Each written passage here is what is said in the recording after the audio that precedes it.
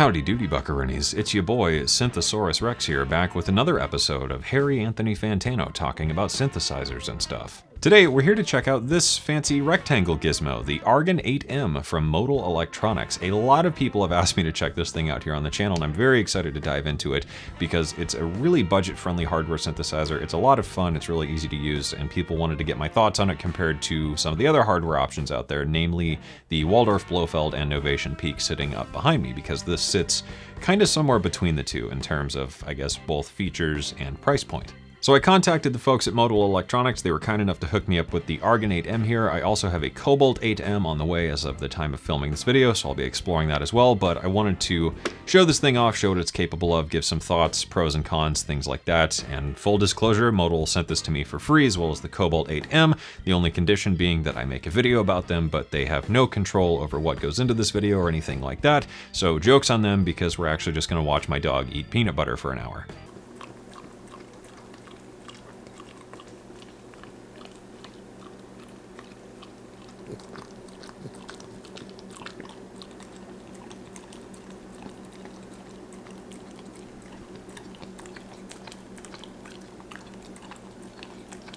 So we're going to be diving into this thing, talking about what it does, what it sounds like, what it can do for you, and having a bit of fun with it. And I'm pretty excited to dive in because this thing is actually pretty cool.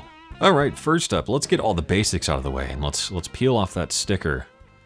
Ooh boy, that's always satisfying, isn't it?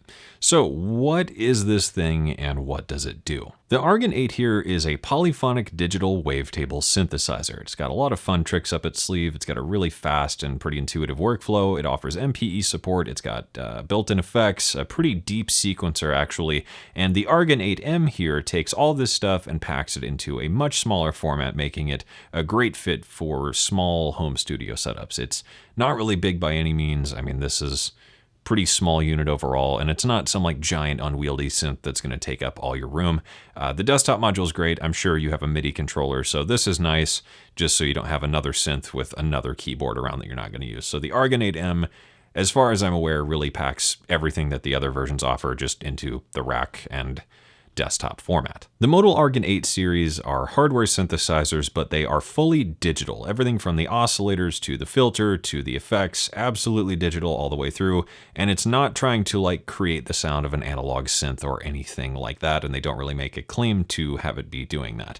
This isn't necessarily a downside, but it is maybe something to be aware of right off the bat if you're looking at one of these and maybe you just don't know what to expect. With the fact that it's purely digital in mind, you might be asking, why would I want this instead of a plugin? And honestly, there's really no good answer for that, as it's something that only you can decide.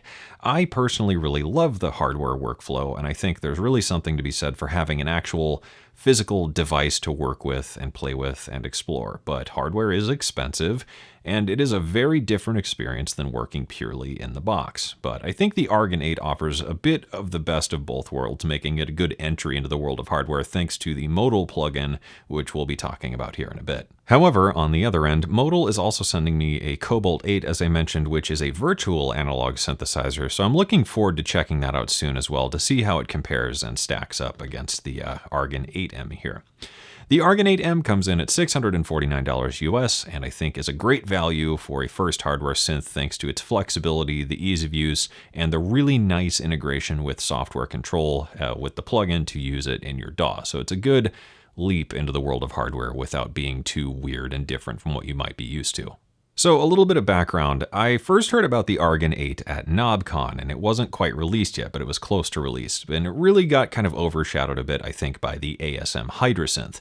But relatively recently, Modal released a big 2.0 update and have released a few updates since that have added MPE support to this thing, a few envelope shaping options, some updates to the sequencer, and a few other little things to really start to bring the Argon8 to its full potential, I think. I've had this unit now for a couple of weeks, and despite a few clunky first impressions, which I showed on my stream, it's really started to grow on me a bit, and I've actually really started to favor this synth for things like ambient pads and drones and some morphing MPE stuff, because this is the only hardware synth I have that supports MPE. It's a really exciting synth, and it's a whole lot of fun, but it's not without its quirks and downsides, but we'll get to all that here in a minute. First, let's give a few presets a spin and hear how this thing sounds.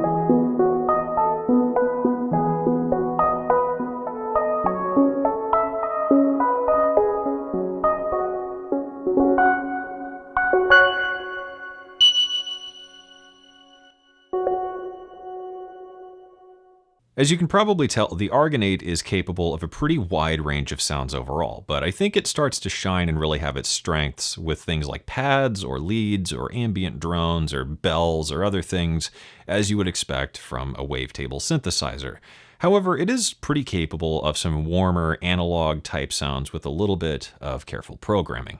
To quickly demonstrate a kind of pseudo analog sounding patch, let's just reinitialize here, start from scratch.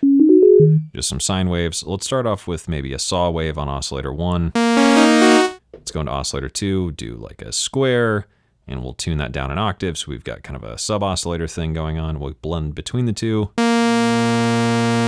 Right about there's cool. Let's add some spread to the oscillators. So we can do something maybe about there. Let's add just a whole bunch of drift. Let's add maybe some added stereo width, and then we could use the local shift here to add some depth, so that should be cool. Let's maybe change the filter into the classic mode here. So let's go into here, classic, do a low pass. Something about like that. Let's just change up the amplitude envelope. Something right about there. Let's do a little bit of filter envelope as well. So we'll do kind of a similar shape just to move the filter around. Add a bit of depth, maybe a touch of resonance here. And with that, we've built kind of a pseudo big warm analog poly sort of thing.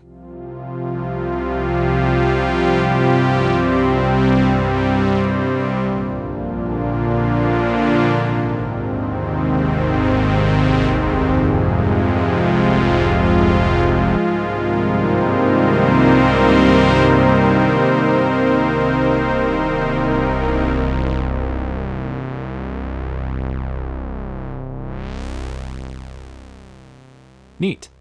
Okay, so let's talk about one of the most important things with any synth, which is the patch workflow and just general user workflow. So let's reinitialize here, just holding the init button, and let's start breaking this down. We've got two main oscillator sections, wave 1, wave 2. We can mix between them. We have an oscillator modifier. We've got wavetable modifiers, which we can access by holding the patch or sequence button and then scrolling through here. So we'll kind of talk about those in a moment. We've got wavetables. We can use the shift and wave to select a different wavetable. There are a couple wavetables, and each wavetable is made up of 5 frames, and that's really kind of how that works. We've got a couple different filter types, so The filter morphs between a low pass, band pass, and high pass. If we hold the patch button and use the filter knob, we can go between standard, standard notch, classic, and classic notch. So standard is just low pass, band pass, high pass. Standard notch goes between low pass, notch, and high pass. Classic is the same thing, just a different filter. So low pass, band pass, high pass.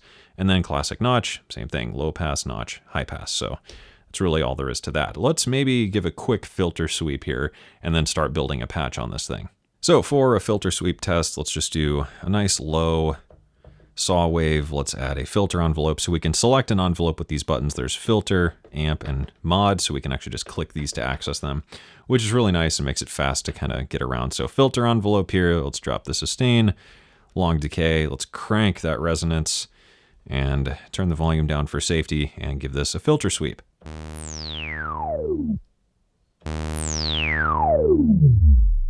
So that is the standard. Let's go to the classic.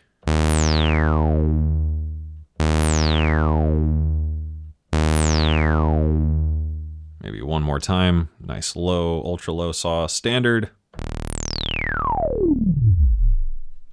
And let's go to classic.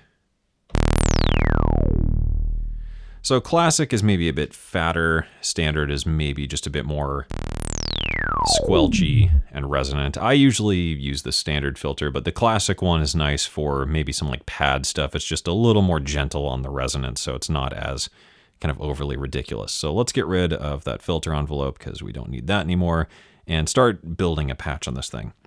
So we can select a wavetable. Let's maybe do one of the 002 ones.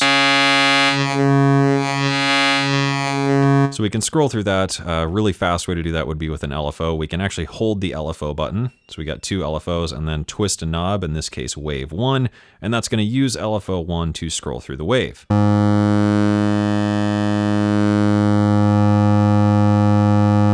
Cool, let's maybe just adjust the LFO here a bit. So let's drop the rate to something kind of slow. We can also scroll back and get some tempo synced LFOs, but we'll just go with something about like that. And then we can control the depth and the mode of the LFO. So if we wanted re-trigger or free, let's do free. We can also change the shape. So we could do just kind of scrolling through there. We only get sample and hold. I'm not sure why there isn't sample and glide, but maybe we'll touch on that in a minute. So that's our first one. Excellent. Let's use the mix to blend between the two oscillators. We'll flip over to oscillator 2 here by clicking the tune button. So now we've got something else. Let's find a different wavetable for that one. Maybe we'll do the terrain. So let's maybe do that, and we'll tie LFO 2 by holding that button down and assign it to LFO, or assign LFO 2 rather to oscillator 2's waveform. And now, cool. Let's slow that down quite a bit so it's not so kooky.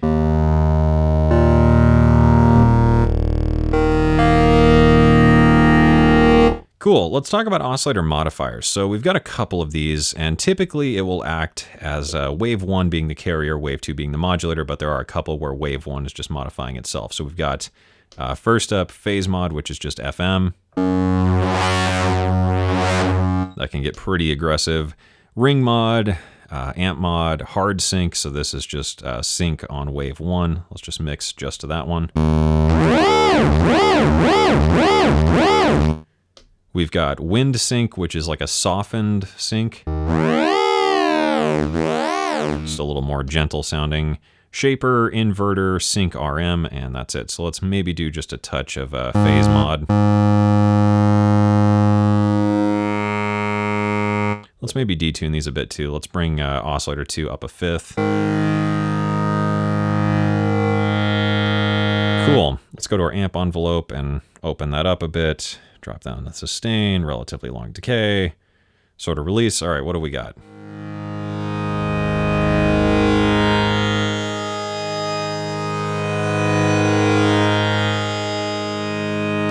Cool, let's talk about the wavetable modifiers. There are 32 of these, so if we hold down the patch button, we get these modifiers. So we've got D-Res 1, 2, and 3, so it's just a resolution thing of varying intensity.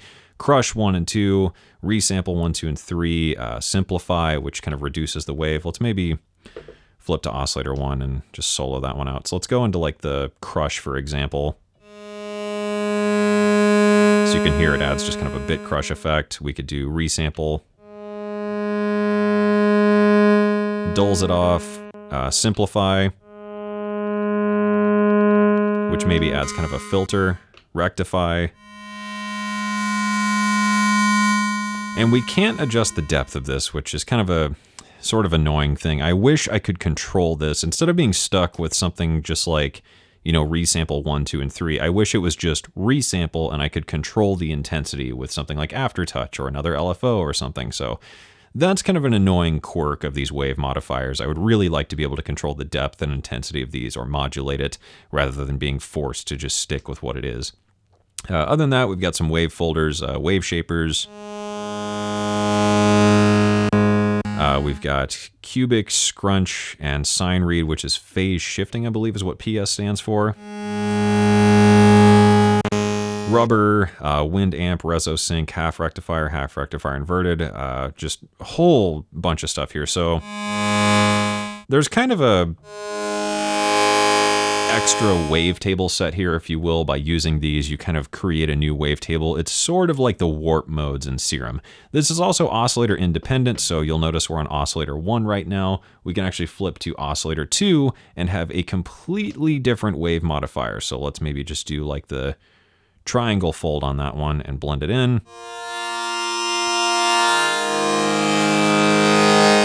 Cool. With the spread, we get detuning. There's actually 32 oscillators per voice, I believe. But what's cool is as we go up, we'll start to get into unison modes that use a chord. So right now, this is a major third.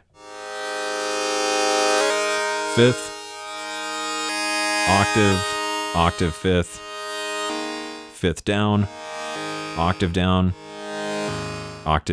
double down, and that's it. So maybe we could do something like the fifth here.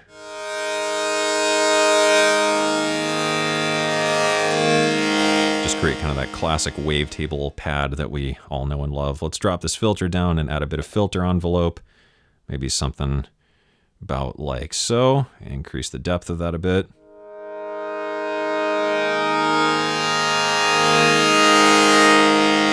Cool, let's maybe add a little bit of distortion. We could start assigning this. We've got an XY controller, so we've got pitch, which is a little weird to get used to, and then Y, which acts as our mod wheel, which isn't assigned to anything currently. So if we wanted to get in here, we could start to go through the effects. So we could change effects 1, 2, 3, 3 slots of effects. We've got a chorus, phaser, flanger positive, flanger negative, tremolo, lo-fi, rotary, stereo delay, ping pong delay, crossover delay, reverb. The reverb is really not my favorite. Let's maybe just bring that in as effect 1 here. So let's change effect 1 into a reverb.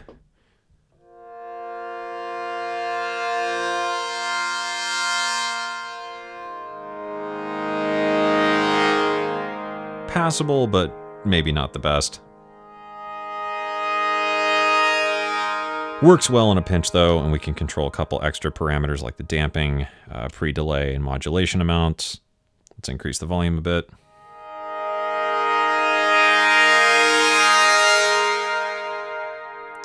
And maybe we could do something like a gentle chorus effect here for effect number 2.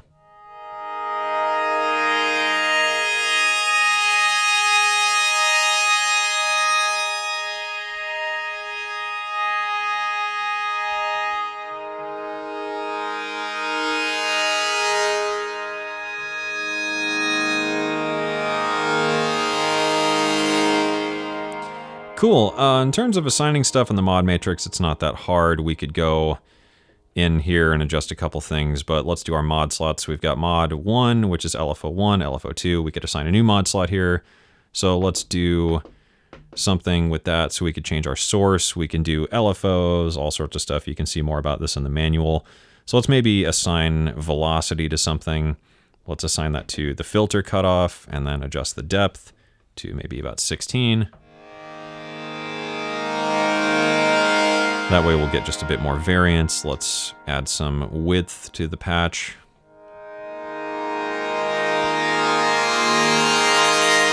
Let's maybe fine tune our oscillators a little bit, just for a bit of detuning. Something about like that.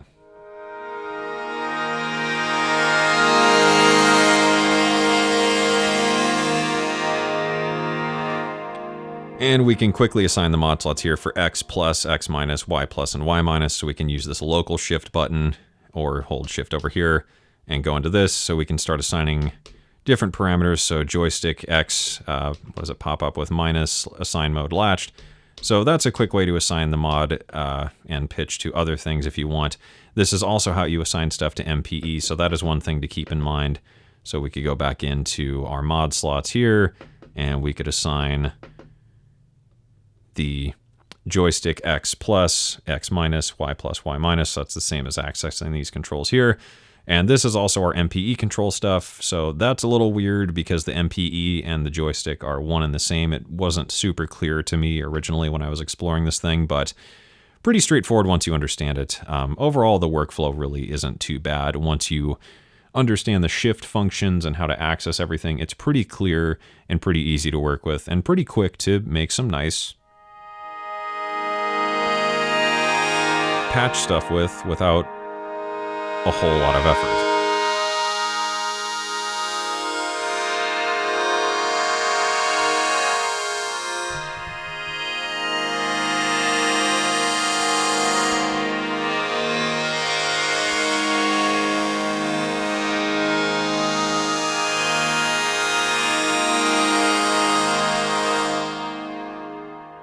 One other fun feature is the randomization feature, so you can shift and randomize, which randomizes stuff, and you get these crazy kind of sci-fi effects patches and whatnot. That's something I really love about the Blofeld, so I'm glad to see that make an appearance here.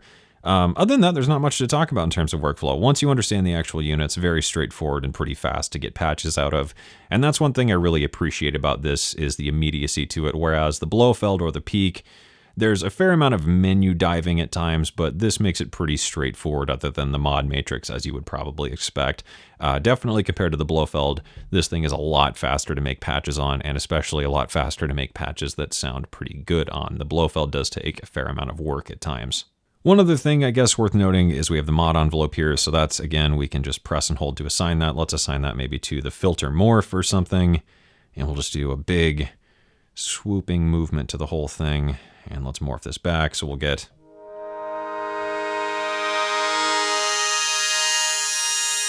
a morph from our low pass to our band pass to the high pass.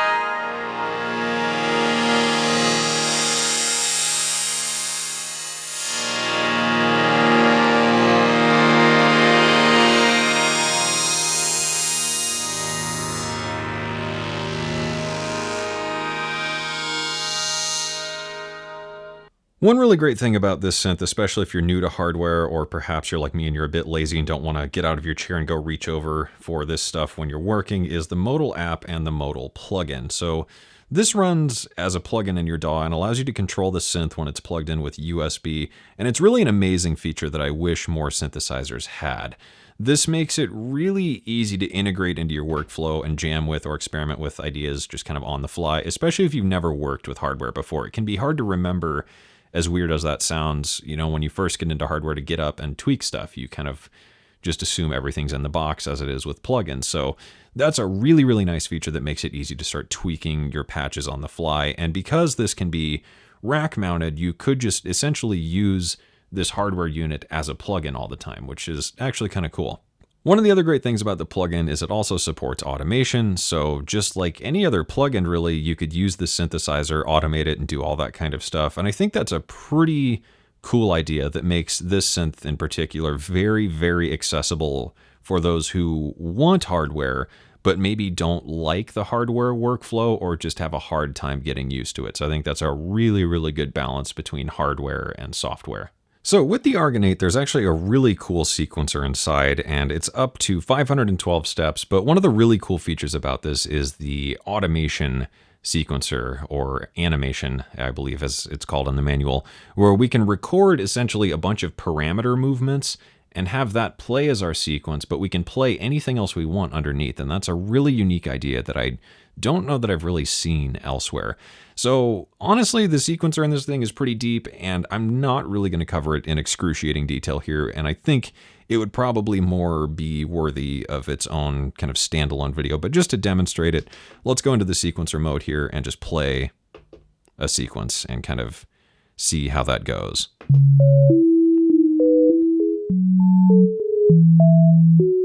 So while this sequence runs, we could do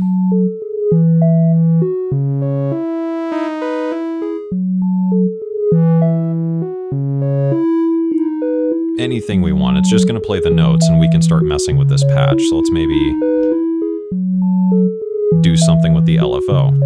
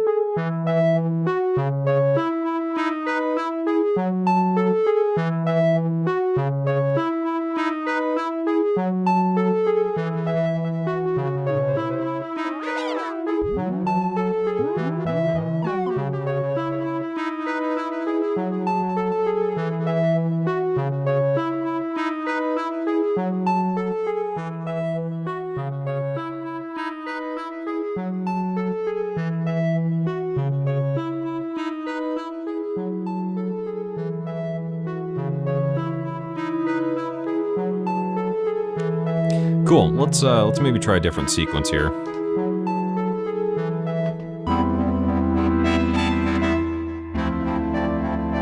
And this is actually polyphonic.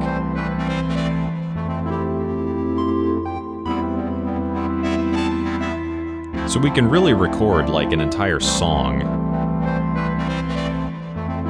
which is kind of cool. Let's maybe try a couple more.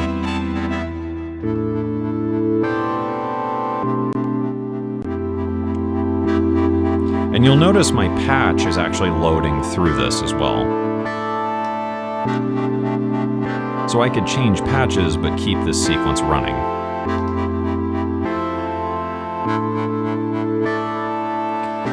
Here we've got a couple animation lanes, so this is actually just the animation sequence, and it's not actually playing any notes, but it's going to be the shaper.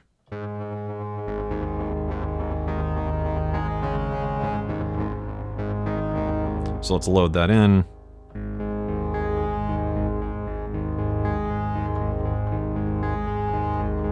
That's a bit subtle. Maybe let's try one more.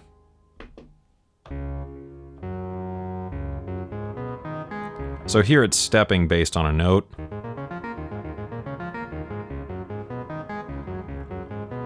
Maybe we could do something with this one.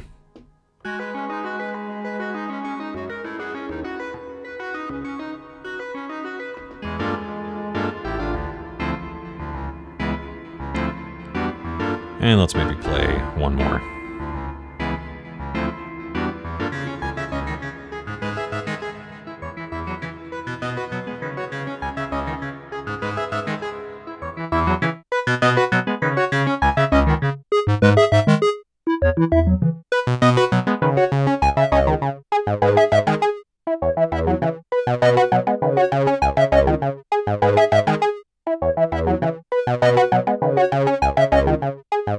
And I think you get the idea. 512 steps, 4 animation lanes. It's pretty powerful, it's pretty deep, it does a whole lot of stuff, and it's quite a bit of fun, so maybe we'll have kind of a standalone video on that at some point.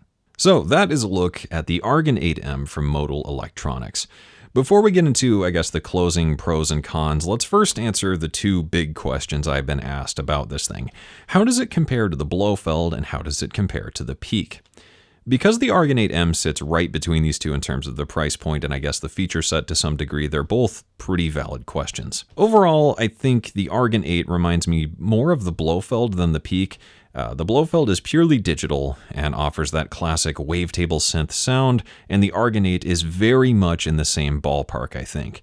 The Peak, on the other hand, is more of a hybrid virtual analog synth, I guess, with an analog filter, and is almost in what I would consider a completely different category, but with a price tag to match its, I guess, comparatively premium feature set. So with that, in comparison to the Peak, I think there simply is no accurate comparison in my mind.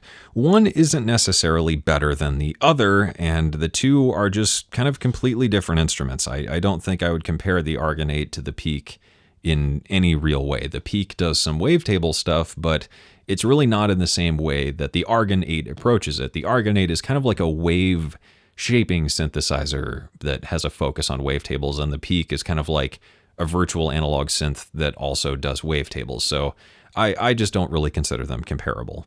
However, once I have the Cobalt 8 to experiment with, I will be very curious to see how that one might stack up and compare to the Peak, because the Argon just definitely isn't comparable, I think. So maybe the Cobalt will be a bit more in that ballpark. With that, we have arrived at the comparison that I think is fair to make in this video, which is the Blofeld versus the Argon8. And these two, overall, in my mind, feel like very, very similar instruments. So what are the differences?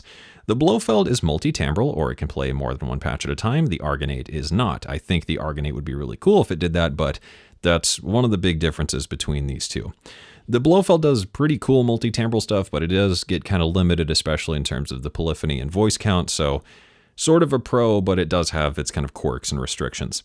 The Argon8 has MPE, and the Blofeld does not, and MPE is really, really cool, and I think will become more of a standard thing in the future. The Blofeld has a lot of wavetables, and also has the option to import custom wavetables or make your own. The Argon8 does not. The Argon8 has a lot of really great software integration options. The Blofeld really doesn't. You kind of need third-party tools, and all of them are kind of older because the Blofeld is a lot older. The Blofeld has 3 oscillators, the Argon8 only has 2. This makes the Blofeld slightly more useful for FM stuff. The Argon8 has a sequencer, the Blofeld does not. The Blofeld has a really deep mod matrix and a lot of envelopes and LFOs. The Argon8 is much more limited in that regard. Overall, I think both are about the same in terms of workflow, but I feel that the Argon8 is probably faster to work with overall and is a lot more immediate in terms of pick up and go, whereas the Blofeld takes a bit of time to get used to and also remember just how to do things and how things work inside of the Blofeld, whereas the Argon8 is a little more obvious overall. With all that out of the way, if I had to pick between the two, I think I would probably pick the Argon8. It's a little more expensive, but the Argon8 is much more recent and has a lot more potential to grow with future updates so long as Modal Electronics continues to work on the Argon firmware, and I think with some added twists, it would really be one of the best values for the money, similar to how the Blofeld is and was when it released.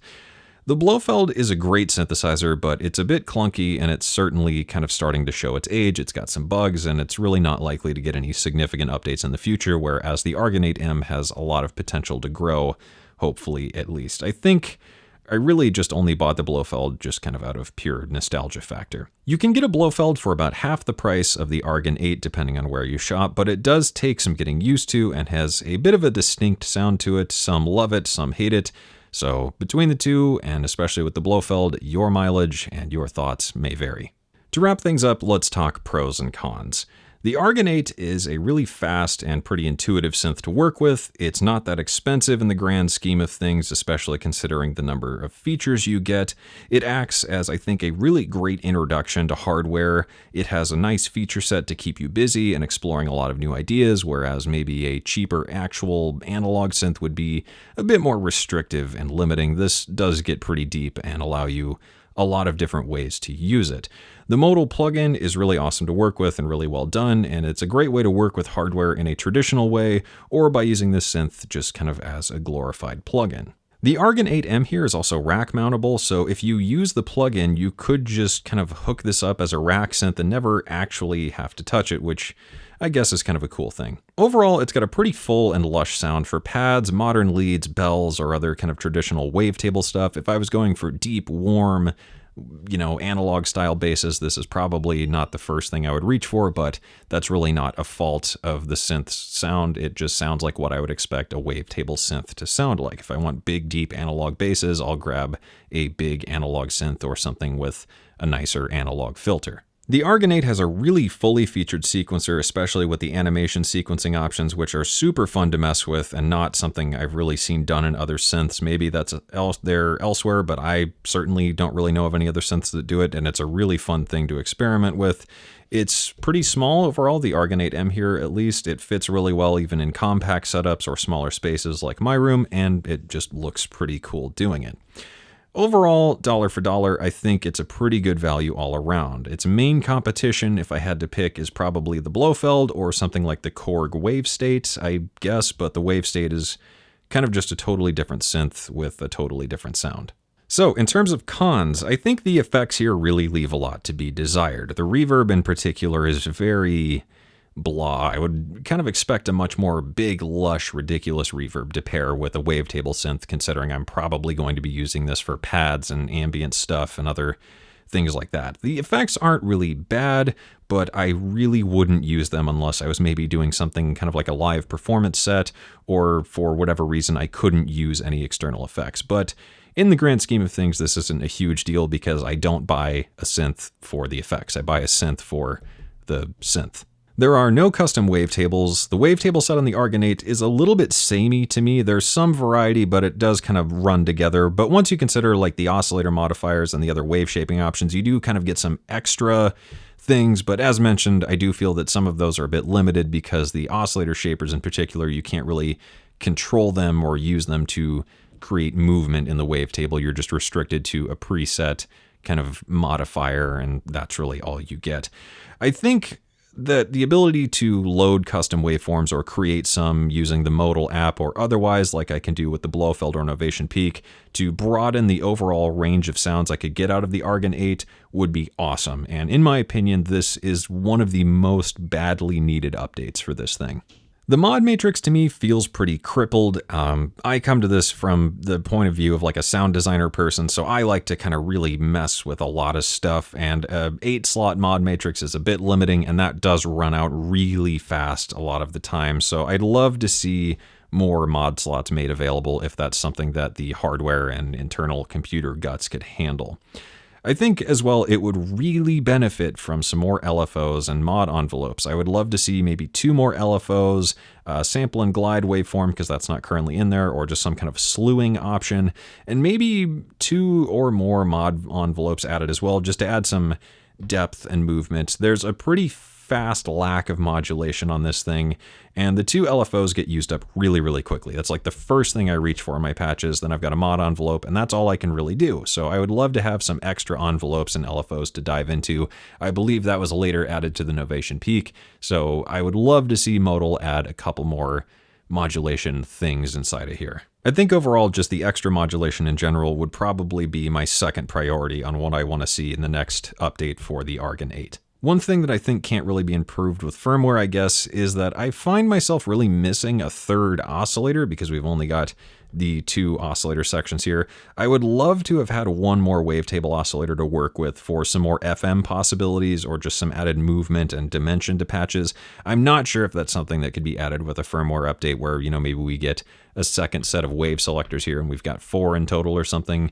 Probably not. That might kind of overwhelm the DSP stuff inside of here, but that may be a plus or minus. It's really capable of a lot of cool sounds just using the 2 wave sets here, but a third one would have been nice to see. Finally, to cap it off, and this I don't really consider a con, but I guess it is something worth mentioning, and I guess it's kind of a limit of the hardware, but it is monotimbral, and I would have really loved to see a multi-timbral version of this, but perhaps in a future version of the Argon or maybe a new synth from Modal that is multi-timbral. I think that would be really, really powerful and be a whole lot of fun considering the crazy wave shaping options and things you could do in this. I mean, being able to stack 2 or more patches on top of each other would just be absolutely ridiculous and a whole lot of fun. And with that, I suppose we have arrived at the end of this here feature-length video presentation. So hey, big shout out to Modal for sending along the Argon8M here. This thing is a fantastic introduction to hardware synthesizers. It integrates beautifully with the Modal app and Modal plugin, which I think is one of the best things about it, and honestly is one of the things that keeps me coming back to using it, because I'm very lazy and don't want to get out of my chair to tweak hardware a lot of the time. So that's a really great feature, and I think is something a lot of other synths should do. It's very powerful, it's capable of a whole lot of stuff, and it does the whole wavetable thing incredibly well, and I think brings wavetable synthesis into kind of a new direction by integrating some interesting wave shaping options and stuff like that. The Argon8 is certainly not without its faults, but I think with a couple of firmware updates, as I mentioned, this could easily become one of the best synthesizers for the money and not really have any kind of competition in its price range. It's a really cool little unit. It doesn't take up a whole lot of space, and I really think you should check it out. With that, I'm sure I'm going to be using this thing a lot more in my own music and playing around with it here on the channel. It really pairs nicely with the other hardware I have, and I'm very much looking forward to checking out the Cobalt as well to see how it stacks up and how it complements its little wavetable friend here. With that, what do you think of the Argon8M here? Do you think it's a good value? Do you think it sounds good? Are you going to pick one up for yourself? Let me know your thoughts down in the comments below. So thanks for watching. As always, I hope you enjoyed it. Hope you learned something. Be sure to like and subscribe. And as always, I hope this inspires you to get out there and make something awesome. So thanks again for watching, and I will see you guys again soon.